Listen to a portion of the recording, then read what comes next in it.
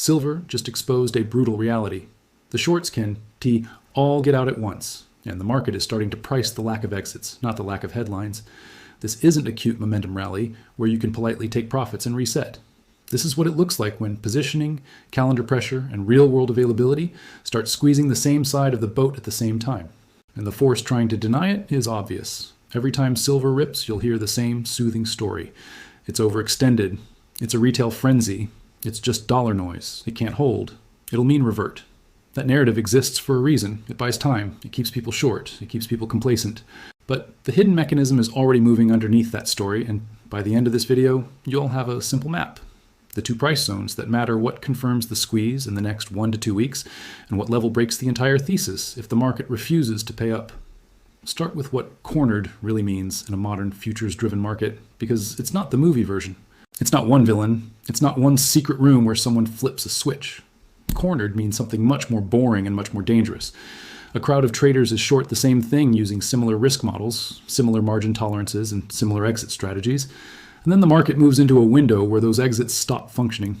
Liquidity thins, volatility expands, order books get jumpy, and suddenly the same safe short that looked like a hedge turns into a forced buy. Not because the thesis changed, because the mechanics changed. And that's where the real pressure starts. Right now, the price context is already screaming that we're in a different regime. Silver has ripped through levels that used to be unthinkable, trading in the mid to high 70s per ounce and printing fresh records. That matters, not because round numbers are magical, but because round numbers are where risk systems cluster. They're where options strikes sit. They're where stop losses stack. They're where CFOs start calling procurement teams. They're where margin clerks start calling traders. And when silver pushes into new highs in late December, you are not trading the same market you trade in April. You're trading a market where liquidity is thinner, books are lighter, and the penalty for being wrong is faster. That's why this move feels like it has teeth, because it does. Now look at the calendar. This is the part most people ignore, and it's the part that turns discomfort into panic. Year-end is not just a date on a wall, it's a forced behavior machine. Funds report, dealers de-risk, banks tighten balance sheet. Some desks reduce inventory because capital charges are real. Some risk managers demand lower gross exposure because nobody wants surprise gaps over holidays. And the most important part, people who are short into year-end often do not want to carry that position across the turn if the tape is against them. They want the short on again later, in calmer liquidity, after the hype fades. That's the plan. But plans don't matter if the exit door narrows, because if everyone tries to do the same, I'll cover now and reshort later, trade at the same time, you get the exact opposite outcome. You get forced buying into a rising tape, you get slippage, you get gaps, you get I can't get filled, and then you get the scramble. And that's where the math changes. Here is the hidden detail that reframes the entire story.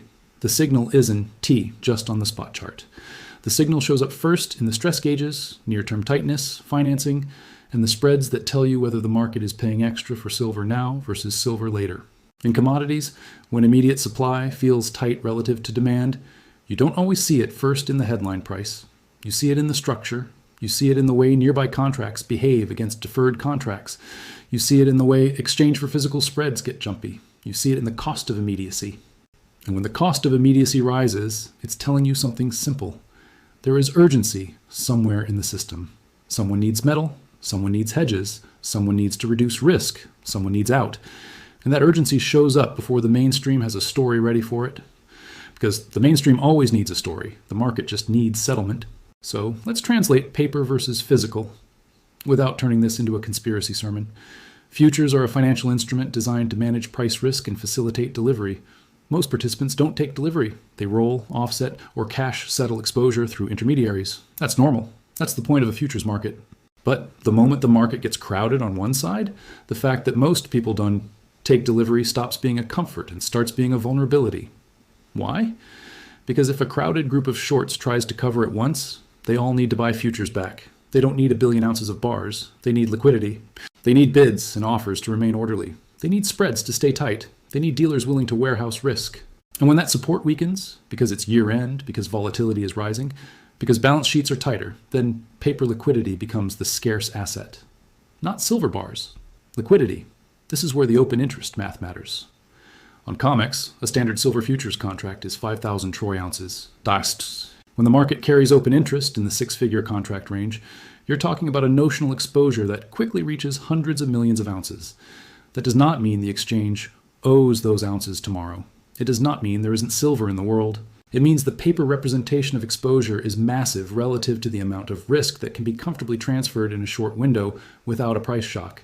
And that's why shorts can be cornered even if physical inventory exists, because they're not cornered by the absence of atoms. They're cornered by the absence of exit liquidity. And that's not the part most people price in until it's too late. Now zoom into positioning, because this is where forced buying gets a name in a timetable. Weekly CFTC data gives you a snapshot of who is long and who is short in silver futures. Without turning this into a spreadsheet recital, the big picture is consistent. Commercial participants tend to be structurally short as part of hedging and inventory management, while non-commercials and managed money ebb and flow with momentum macro conditions and risk appetite. What matters in a squeeze is not who is evil. What matters is which shorts are price sensitive, which shorts are balance sheet sensitive, and which shorts have to obey risk limits that don't care about their thesis. The weak hand is always the same. It's the participant whose position size is too large relative to their margin tolerance, whose timing is wrong relative to liquidity, and whose exit depends on calm markets.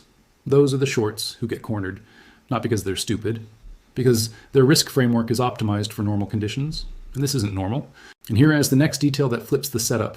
Options can turn a rally into a reflexive machine.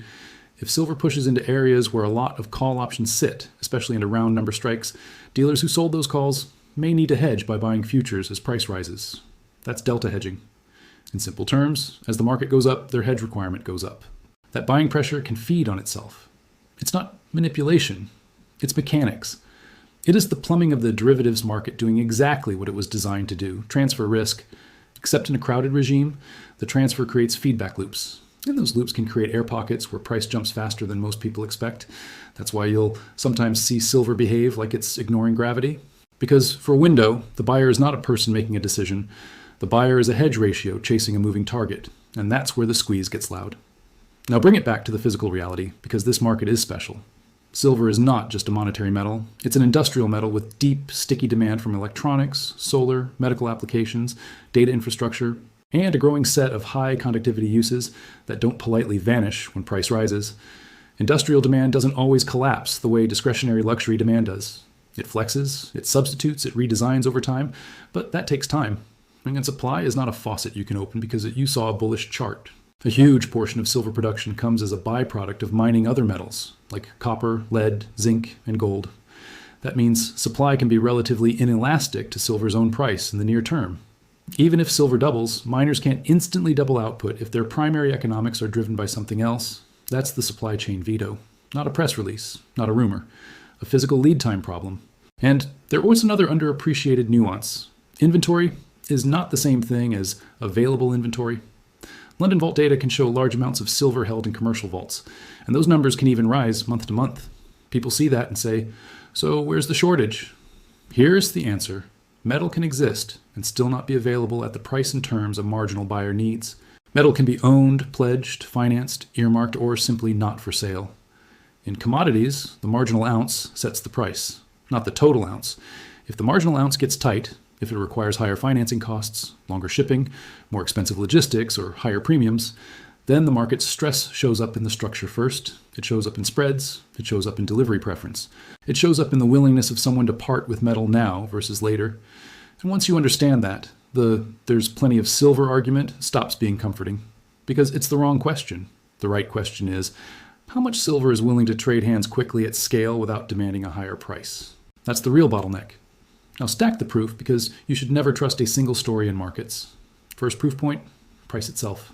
Silver isn't just drifting higher, it's printing record highs, and doing it with urgency, a behavior that often appears when short covering and momentum are combining. Slow bull markets climb with patience. Squeezes climb with impatience. Second proof point, cross-market relationships. When you see a moment where an ounce of silver is trading at a price comparable to, or even above, a barrel of crude oil, you're not looking at a normal commodity tape. That's a signal of extreme relative repricing. Either silver is in a frenzy, oil is in a glut, or both. Either way, it tells you the market is re-rating what money-like protection costs versus what growth-like inputs cost. And that shift pulls attention and capital. Third proof point, institutional behavior. When gold becomes so expensive that it starts pricing out marginal buyers, capital often rotates down the precious metals stack. Silver becomes the affordability trade for the same currency skepticism, the same hedge mentality, the same safe haven impulse. That can turn a steady bid into a stampede. And the stampede is not always retail. Institutions use silver exposure too, directly, through funds, through ETFs, through derivatives, through relative value trades. Fourth proof point, supply constraints and deficit narratives. Industry reports have repeatedly highlighted that the silver market has faced consecutive years where demand has outpaced supply, with industrial demand playing a key role. You don't need the exact deficit number for the mechanism to matter. The mechanism is simple. Persistent deficits force the market to draw down stocks, reduce slack, and become more sensitive to shocks. Less slack means smaller disruptions create larger price moves. Fifth proof point, market structure stress indicators, term structure, EFP behavior, and the cost of immediacy. These are harder to see on your brokerage app, which is exactly why they matter. When near-term pricing behaves unusually relative to later delivery, it's the market whispering that immediate supply is more valuable than future supply. Whisper first, shout later. That's usually how it goes. Now here's the part everyone gets wrong when they talk about shorts are trapped. They picture a single moment where shorts must buy at any price. Real life is messier, and that's why it's dangerous. Shorts cover in waves. Some cover early because they're disciplined. Some cover late because they're stubborn. Some cover because their prime broker raises margins. Some cover because their risk committee demands it. Some cover because their hedges blow out. The squeeze doesn't require every short to cover. It only requires enough shorts to cover in the same window that liquidity is thinning. That's the whole game. And year-end is a perfect window for that because normal depth isn't there. The tape can move with less flow. That means the short covering you would normally absorb over multiple sessions gets compressed into fewer sessions. Price then overshoots. That overshoot triggers more risk events. That triggers more buying. And the door gets smaller. So what's the force trying to suppress or deny this move? It's not a secret society. It's a set of incentives. Dealers want orderly markets. Shorts want time. Media wants a simple explanation that doesn't scare people. Institutions want to avoid admitting they're behind the curve. And a lot of macro commentary still treats silver like a sideshow, something that tags along behind gold, something that mean reverts, something that can't stay bid. That view works most of the time, until it doesn't. And when it doesn't, the people holding that view become the liquidity for the move. That's the uncomfortable truth. Now let's make this practical and concrete, because this is where you either build trust or you lose it.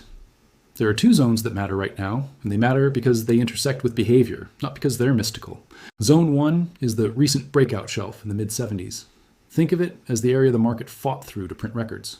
If silver holds above that area on pullbacks, if dips into that zone get bought quickly, if daily closes refuse to spend time below it, that's bullish structure. It tells you demand is strong enough to absorb profit taking. It tells you shorts are still uncomfortable. It tells you the market is not granting easy re-entry. And that's when the squeeze narrative stays alive.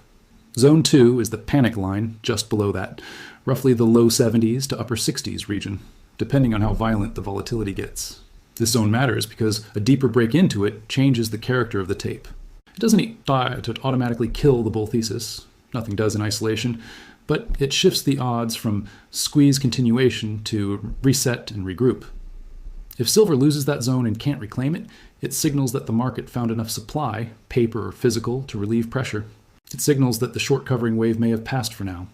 And it tells you the exit door might have reopened temporarily, because the next detail is what flips the whole setup. The market can reopen the door and still be structurally tight. It can do both. That's why you need a checklist, not a prophecy. Here's the near-term roadmap. The next 1 to 2 weeks. And it must be framed as two scenarios because anything else is fantasy.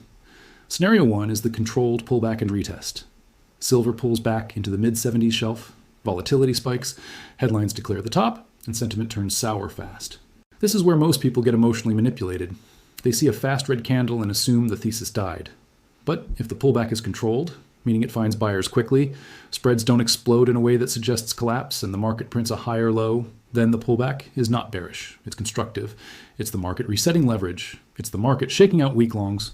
It's the market testing whether real demand exists at higher prices. If that test holds, the next push can be even more violent because the market cleared fragile longs and left the shorts still exposed. And that's where the real pressure starts again. Scenario 2 is the continuation squeeze. This is the one that people want emotionally but struggle to trade rationally. Price holds near highs, dips get bought instantly, and the market starts skipping levels. This is when you get gaps, thin order books, and how did it move $3 while I blinked moments.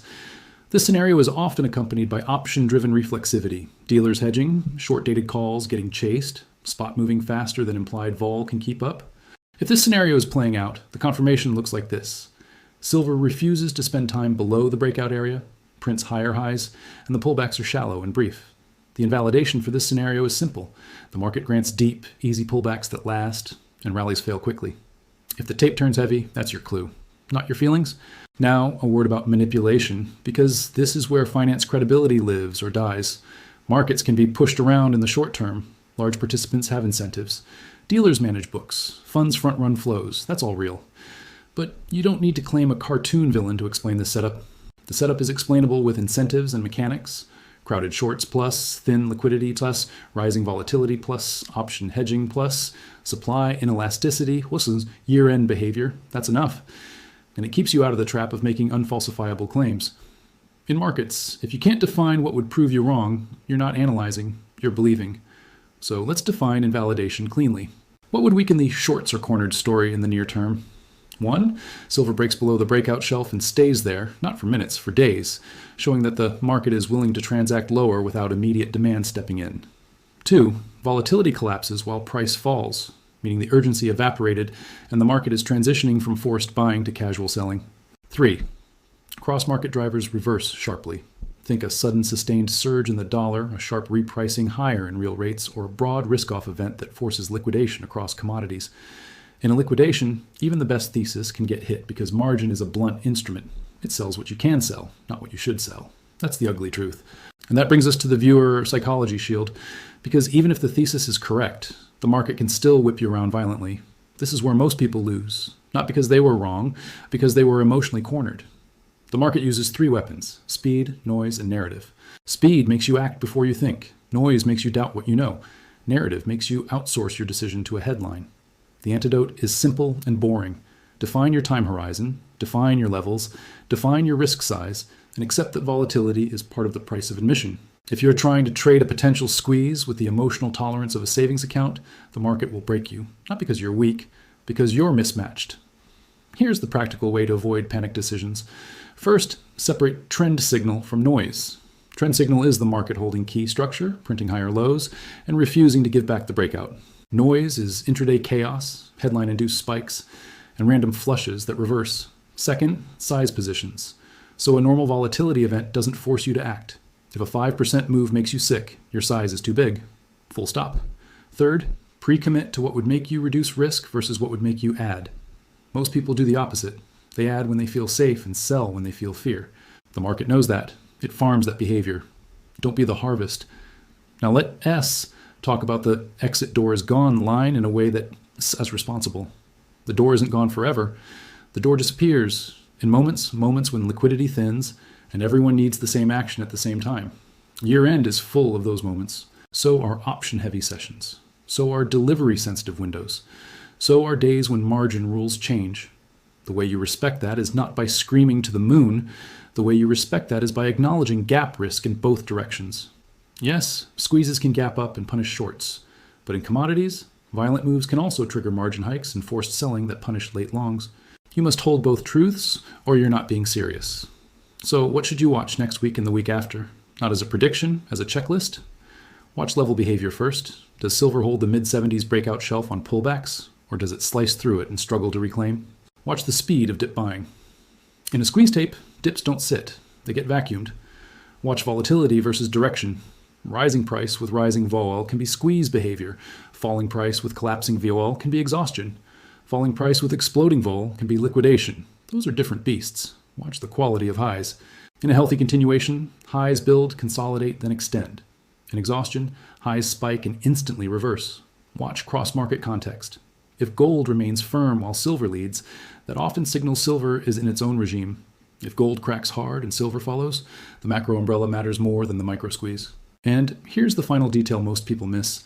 Even if the squeeze is real, it will try to trick you into self-sabotage. It will offer you a perfect-looking entry right before a flush. It will punish you for chasing. It will punish you for hesitating. It will make you feel brilliant, then terrified, then stupid, sometimes in the same day. That emotional roller coaster is not an accident. It's the natural byproduct of leveraged markets and crowded positioning. Your job is not to win the argument online. Your job is to survive the volatility with your decision-making intact. Now, let's put it all together into one clean verdict you can actually use. Silver is behaving like a market where shorts are being forced to respect scarcity of liquidity, not just scarcity of metal.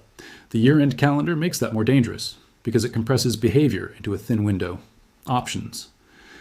Mechanics can turn a move into reflexive buying, and supply inelasticity limits how quickly the real economy can respond. That's the bullish case. The bearish case is just as real. A violent market can reverse hard, margin can force selling, and a shift in macro conditions can cool the bid quickly. That's why you need levels and scenarios, not blind faith. So here's your clean close, 2 zones, 1 invalidation, and a next week checklist. If silver holds above the mid-70s shelf on pullbacks and keeps printing higher lows, the squeeze setup stays active and the continuation scenario remains on the table. If it breaks below that shelf and cannot reclaim it for multiple sessions, treat that as a meaningful weakening of the near-term squeeze narrative, especially if rallies fail quickly and dip buying loses urgency. The invalidation for the exit door is gone. Panic is simple. The market starts granting calm exits again, meaning liquidity returns, pullbacks become orderly, and price stops.